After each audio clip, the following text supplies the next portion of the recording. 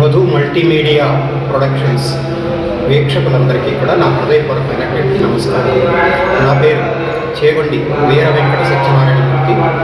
అనంత శ్రీరామ్ మా అబ్బాయి కాబట్టి నాలో ఏవో కొన్ని ప్రత్యేకమైన లక్షణాలు చూసి అందరూ ఏమంటారంటే, మీ ప్రతిభా విశేషాలే మీ అబ్బాయికి వచ్చేసాయి వారసత్వంగా అంటూ ఉంటారు.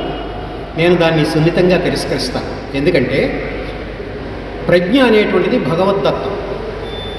మనం మన పిల్లలకి మనలో ఉన్నటువంటి ప్రజ్ఞ అంతటినీ ఇవ్వలేం, కేవలం అభిరుచిని మాత్రమే ఇవ్వగలం. నేను కూడా మా అబ్బాయి విషయంలో చేసింది అదే, అభిరుచిని ఇచ్చాను. నాకు కూడా చిన్నప్పుడు అతను ఈ అవధానాలకి, సాహిత్య సభలకి, నాటకాలకి వాటికి రావడం వల్ల అభిరుచిని పెంచుకున్నాడు. కానీ గేయ రచనలో కానీ లేదా ప్రసంగంలో కానీ తన ప్రజ్ఞ అంతా కూడా భగవద్దత్తమైనటువంటిది. ఎందుకు చెప్తున్నానంటే ఇలాగా ఒక చిన్న ఉదాహరణ. చిన్నప్పుడు పిల్లల్ని ఆడించే క్రమంలో నేను మా అబ్బాయిని డాబా మీదకి తీసుకెళ్ళి ఆటలాడిస్తున్నాను. ఎలాంటి ఆట అంటే, నేను ఒక మహారాజులాగా, అతను ఒక యువరాజులాగా అభినయిస్తూ, కుమార, మన ఈశాన్య మూలలో ఉన్నటువంటి సామంతరాజులు తిరుగుబాటు చేశారు, వారిని అణిచివేసి వారి రాజ్యాన్ని మన రాజ్యంలో కలిపే ప్రయత్నం చెయ్యి, నీకు కావలసిన సేనలను తీసుకువెళ్ళు అని అన్నా. అప్పుడు తండ్రి, సేనలను తీసుకువెళ్ళడానికి కావలసినటువంటి ధనము కావాలని అన్నాడు. అంటే రాజ్యమంతయు నీదే కదా, ధనాగారం ఉన్నది, తీసుకుని పొమ్ము అన్నాను. అప్పుడు రాజ్యం ఇచ్చితిరి, అందు ధనము లేదు అన్నాడు. రాజ్యం ఇచ్చిరి కానీ ధనాగారంలో ధనం లేదు, నేను సైనిక పోషణ ఎలా చేయగలను? ఆ 6-7 సంవత్సరాల వయసులోనే అంత అవగాహన ఉంది కాబట్టి అతనిలో చాలా ప్రజ్ఞ ఉంది, ఇతను పైకి వస్తాడు అని నాకు అప్పుడే అనిపించి, అతను రాసే పద్యాలు లేదా గేయాలు, పాటలు లేదా ఏవైనా చిన్న చిన్న వ్యాసాలు, వాటిల్లో నేను అతన్ని ప్రోత్సహించడం అనేటువంటిది జరిగింది. అలా నా ప్రోత్సాహం ఉన్నా కూడా నా ప్రజ్ఞ లేకపోతే నాకున్న టాలెంటు కాదు. నాది నిజం చెప్పాలంటే నాది పరిమితమే. కానీ నాకంటే ఎక్కువ ప్రజ్ఞని అతను ఈ రోజున చూపిస్తూ మీ అందరి అభిమానాన్ని చూరగొంటున్నాడు. అది భగవద్దత్తమైనటువంటి ప్రజ్ఞ. భగవంతుడికి మనం కృతజ్ఞులై ఉండాలి. మీ అబ్బాయికి మీరు ఇచ్చే సందేశం ఏమైనా ఉందా అని అంటున్నారు. నా ప్రవర్తనే అతనికి సందేశం. ఒకవేళ అందుకోలేకపోతే ఇదిగో దీన్ని బట్టైనా గ్రహిస్తాడు. ఏమిటంటే, మనకి ఏ శక్తి సామర్థ్యాలు ఉన్నా, ఎంత సంపాదన ఉన్నా, ఎంత పేరు ప్రతిష్టలు ఉన్నా, అవి కేవలం మనకి మన కుటుంబానికే కాకుండా 10 మందికి ఉపయోగపడే విధంగా వాటిని వినియోగించాలి. ఆ తీరు అతనికి ఉంది. కానీ నేను అనేది ఏమిటంటే, మనకి ఎవరి మీదైనా ఏ విషయంలోనైనా కోపం వస్తే, అసంతృప్తి కలిగితే వారితో రిలేషన్స్ పూర్తిగా ఖండించేయకూడదు, పూర్తిగా తెగతెంపులు చేసుకోకూడదు. వాళ్ళలో మార్పు వచ్చే వరకు నిరీక్షించడం కానీ, వాళ్ళలో మార్పు తేవడానికి మన ప్రవర్తన ద్వారా ప్రయత్నించడం కానీ చేస్తూ ఉండాలి. ఆ నాటకరంగ కృషి గురించి చెప్పమంటున్నారు. నేను మామూలుగా హై స్కూల్లోనూ కాలేజీలోనూ చదివేటప్పుడు నాటకాలు వేసేవాడిని. తర్వాత ఉపాధ్యాయ వృత్తిలో ప్రవేశించిన తర్వాత కూడా సాంఘిక నాటకాల్లో నేను పాత్రలు పోషిస్తూ ఆ ప్రదర్శనలు నిర్వహిస్తూ ఉండేవాడిని.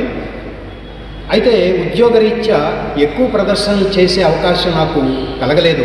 కానీ మధ్యలో భక్త నందనార్ అనే ఒక పద్య నాటకాన్ని నేను తీసుకుని శ్రీ పేలూరి దాస్ గారి దర్శకత్వంలో అది రాష్ట్ర నంది నాటకోత్సవాల్లో కూడా ప్రదర్శించడం జరిగింది. ఈ భక్త నందనార్లో పెద్ద నందుడు నేనైతే, చిన్న నందుడు మా అబ్బాయి అనంత శ్రీరామ్ ఆ పాత్ర పోషించాడు. ఆ భక్త నందనార్ పాత్రలో నేను బాగానే పేరు తెచ్చుకున్నాను. అయిపోయిన తర్వాత ఈ పదవీ విరమణ తర్వాత నేను భక్తపోతన నాటకంలో మొట్టమొదట శ్రీనాథుడి పాత్ర ధరించాను. అది ప్రేక్షకుల ప్రశంసలను అందుకున్నప్పటికీ కూడా నా పర్సనాలిటీ అసలు శ్రీనాథుడి పాత్రకి సూట్ అవ్వదు, నాకు పోతన పాత్ర అయితే బాగుంటుంది అని దర్శకుడికి చెప్తే, ఆయన ఎంఎస్కే ప్రభు అని ఆయన నా చేత ఒక సంస్థను ఏర్పాటు చేయించి మా పాలకొల్లులోనే కళాధరి నటధామం అనేటువంటి ఒక సంస్థ ఏర్పాటు చేయించి ఆయన దర్శకత్వంలో అదే నాటకాన్ని ప్రదర్శించడం జరిగింది. అందులో నేను బమ్మెర పోతనగా పాత్ర పోషించాను. నేను ఇప్పటివరకు పోషించిన పాత్రల్లో నాకు పోతన పాత్ర నాకు అనుకూలమైన పాత్ర, నా సామర్థ్యానికి తగిన పాత్ర అని నాకు అనిపించింది. ఇప్పటికి ఒక 15 ప్రదర్శనల వరకు ఇచ్చిన ప్రతి చోట కూడా ప్రశంసలు అందుకోవటం జరిగింది. పోతన గారిని శ్రీనాథుడు అడుగుతాడు, బావా ఈ భాగవతమే నువ్వు ఎందుకు ఎంచుకున్నావు? ఇంకా చాలా కావ్యాలు ఉన్నాయి కదా, చాలా కథలు ఉన్నాయి కదా పురాణాల్లో అని అడుగుతాడు. అప్పుడు పోతన గారు ఒక పద్యంలో దానికి సమాధానం ఇస్తాడు. పలికెడిది భాగవతమట, పలికించెడి విభుడు రామభద్రుడట, నే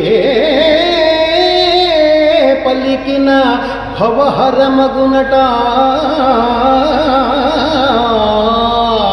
పలికెద వేరుండు గాథ పలుకగనేలా.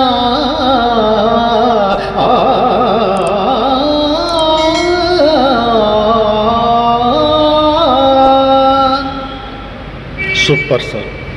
బుద్దాల వెంకటరామారావు గారి లాంటి వ్యక్తులు కొంతమందైనా సమాజంలో ఉంటే కళారంగానికి ఊపిరి పోసినట్లవుతుంది. ఎందుకంటే ఇప్పుడు కళాకారులు రకరకాలైనటువంటి సమస్యలతో సతమతమవుతున్నారు. ఎవరి సమస్యను వారు పరిష్కరించుకోలేకపోతున్నారు. ఒక సామూహిక శక్తి అవసరం అవుతుంది.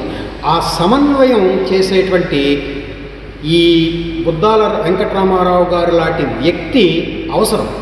అలాంటి వ్యక్తికి గనక కేంద్ర ప్రభుత్వం ఎంతోమందికి పద్మ పురస్కారాలు ఇచ్చి గౌరవిస్తుంది. ఇప్పుడు ఇలాంటి సేవా దృక్పథం ఉన్నటువంటి వ్యక్తులకి, అంటే బుద్దాల వెంకటరామారావు గారికి గనక పద్మశ్రీ ఇస్తే అది కళారంగాన్ని ప్రోత్సహించేటువంటి ఒక 10 మందికి అది ఒక ప్రోత్సాహకంగా, ఒక స్ఫూర్తిదాయకంగా ఉంటుంది అని నేను అభిప్రాయపడుతున్నాను. మా తరం వారు ఏది చెప్పినా యువతరానికి ఛాందసంగా అనిపిస్తుంది, చేదస్థంగా మాట్లాడుతున్నాడు అని పక్కకు తప్పుకుంటారు. కానీ విలువైనటువంటి మాటలు పెద్దవాళ్ళు చెప్పినా చిన్నవాళ్ళు చెప్పినా ఎవరైనా కూడా వినదగునెవ్వరు చెప్పినా అని అన్నారు చూడండి, అలా వినాలి. తిక్కన భారతంలో ఒక చిన్న పద్యం ఉంది. ఊరు లేయని యొనరించిన నరవర అప్రియము తన మనమునకగు తానొరుల కవి చేయకునికి పరాయణము పరమధర్మము అని అన్నాడు. నువ్వు ఏ పని చెయ్యడం వల్ల ఇతరులకి ఇబ్బంది కలుగుతుందో అది నీకు తెలియదు. నీకెప్పుడు తెలుస్తుంది?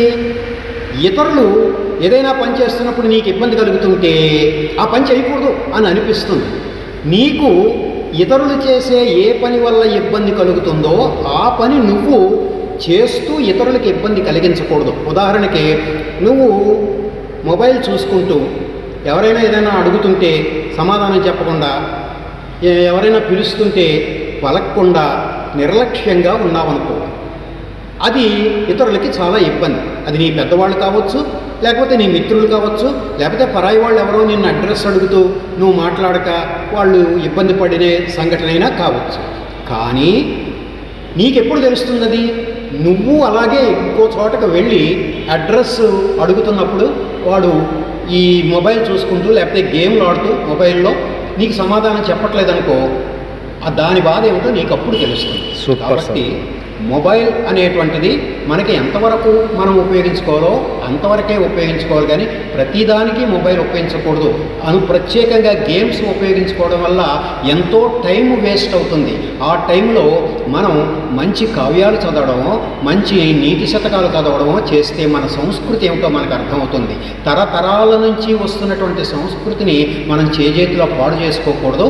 ఆ సంస్కృతిని నిలుపుకోవడం కోసం కొన్ని కావ్యాలు నీకు సులభంగా అర్థమయ్యే పుస్తకాలైన చదువు, సంస్కృతిని అర్థం చేసుకొని ఆ సంస్కృతిని నీ తర్వాత తరాలకి అందించేటువంటి ఒక పవిత్రమైనటువంటి బాధ్యత వహించు అన్నదే నేను యువతకి ఇచ్చేటువంటి సందేశం. Thank you sir.